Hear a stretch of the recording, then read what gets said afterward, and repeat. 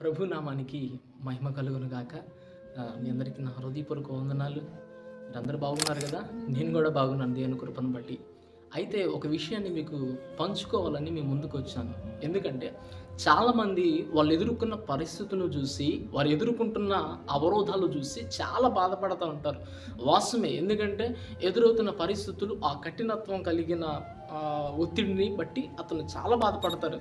సహోదరులైన మీరైనా సహోదరిమణులైనా తప్పకుండా బాధపడతారు. అయితే నేను ఒక మాట మీకు తెలియపరుస్తున్నాను.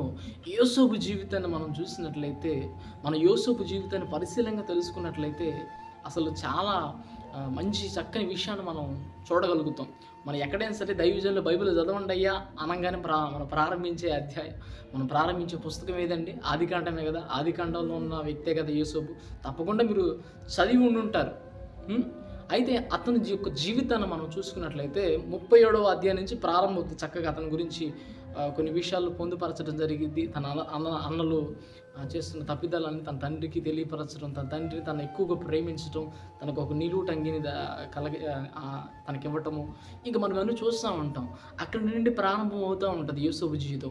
అయితే యోసేపు జీవితంలో తన అన్నలు అతనిపైన విషపు చూపు చూసినట్లుగా మనం చూడగలుగుతాం.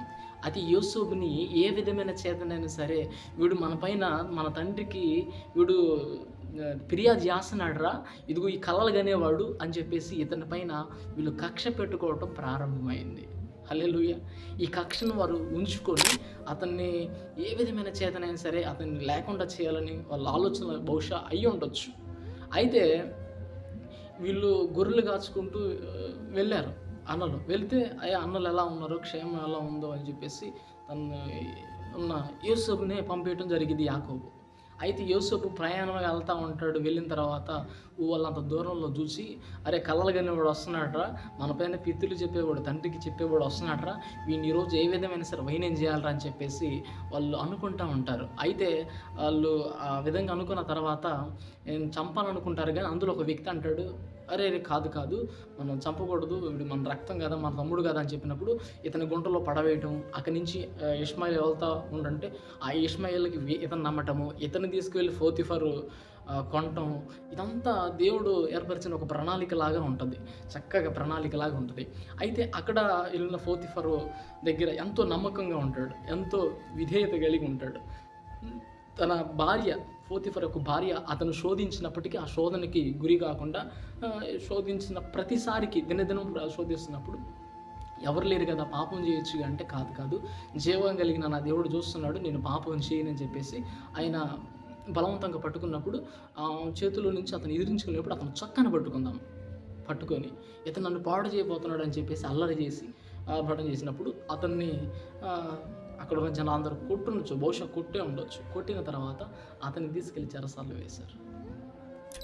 చూడండి, ఒక్కసారి మీరు ఆలోచించండి. అన్నలు నయవంచన చేశారు, ఇష్మాయిల్కి అమ్మేశారు.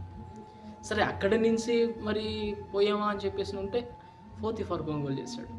పోతీఫర్ ఇంట్లో ఎంతో నమ్మకంగా యథార్థంగా ఉండేవాడి పైన నిందపడితే ఎంత బాధ కలిగిద్ది ఒక్కసారి మీరు ఆలోచించండి. ఎంత గుండె తలుక్కుపోతుంది.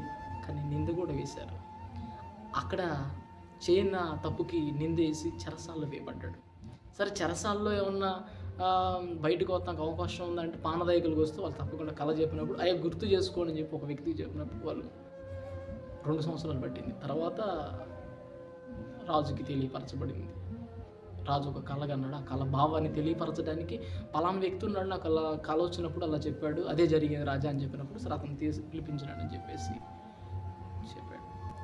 కానీ అతను యవ్వన కాలం నుండి మొదలుకొని కొన్ని సంవత్సరాల కాల వ్యవధి ఆయన ఆ పరిస్థితుల్లో అనుభవించడం జరిగింది.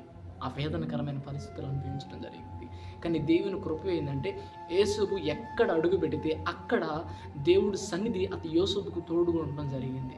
నిజంగా మనకు కానీ ఇలా జరిగితే మనం సొనుక్కోకుండా గొనగకుండా దేవుని మహిమపరచగలుగుతామా? ఒక్కసారి ఆలోచించండి. అలా మహిమపరచగల మనసు మనకు ఉండిద్దా? చెప్పండి సహోదరులారా. కానీ యోసేపు మాటతో నేను ఆ దేవుని దూషించలేదు.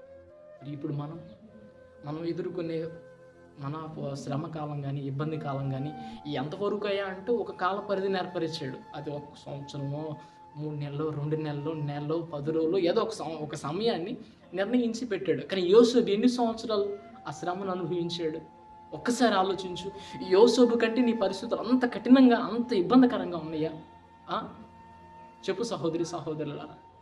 ఎంత వంచన చేశారు, ఎన్ని దెబ్బలు కొట్టారు, కాని మాటలు, నిందలు, అవమానాలు అన్నిటినీ దిగమింగుకున్నాడు. ఎందుకు తెలుసా? దేవుని చిత్తం ఏందో తెలుసుకోవాలని ఆశపడ్డాడు. దేవుని చిత్తం ఏమేందో తెలుసా? యాకోబును అతని సంతానాన్ని పోషించడానికి దేవుడు ముందుగానే యోసేపుని ఐగుప్తికి పంపించాడు. హల్లెలూయా! అద్భుతమైన ప్రణాళిక ఆయన యోసేపు పట్ల ఉంచాడు. యోసేపు పోతిఫర్ అంటాడు, ఇదిగో నేను పేరుకి పోతిఫర్లే కానీ అయ్యో నువ్వు నాకు పోతిఫరు అని చెప్పేసి మాట్లాడతాడు. నీ ఆజ్ఞ లేనిది ఏమీ లేదంటాడు. కానీ అతను అంత ఆధిక్యత ఇవ్వడానికి కారణం ఏంది? దేవుడు ముందుగానే ఏర్పరిచాడు. యాకోబు సంతానాన్ని పోషించడానికి ముందుగానే దేవుడు సిద్ధపరిచిన సాధన అతను. ఆ పరిస్థితులను బట్టి అతను బాధపడకుండా, కుంగిపోకుండా తన అన్నలు వచ్చి చేర్చుకున్నాడు. పగవాని సహితాన్ని గుండెలకి హత్తుకున్నాడండి యోసేపు. మనం హత్తుకోగలుగుతామా? మన ఎడలో ఒక పొరపాటు చేసినప్పుడు ఆ పొరపాటుని ఎత్తిపెట్టి చూపిస్తామే. కానీ యోసేపు ఏం చేశాడు? తన అన్నలు అమ్మివేసినా సరే తిరిగి తన అన్నలను చేర్చుకున్నాడు. అది గుండె ధైర్యం కావాల్సింది. అర్థమైందా? మనల్ని అవమానించిన వాడు, మనల్ని నిందించిన వాడిని హక్కును చేర్చుకోవడం నిజమైన గుండె ధైర్యం. సహోదరులారా, మీరు కూడా ఎదుర్కొంటున్న పరిస్థితులను బట్టి తారుమారు అవ్వకండి, బాధపడకండి, ఇబ్బంది పడకండి. కాకపోతే ఒక కాల పరిధిని పెట్టాడు. ఆ కాల పరిధి తర్వాత నువ్వు ఉండమన్నా కూడా ఉండవై. యోసేపుకున్న ఆ తర్వాత, రాజు అయిన తర్వాత లేదు కదా. గొప్పగా దేవుడు తన కుటుంబాన్ని పోషించడానికి ముందుగా తీసుకుపోయాడు.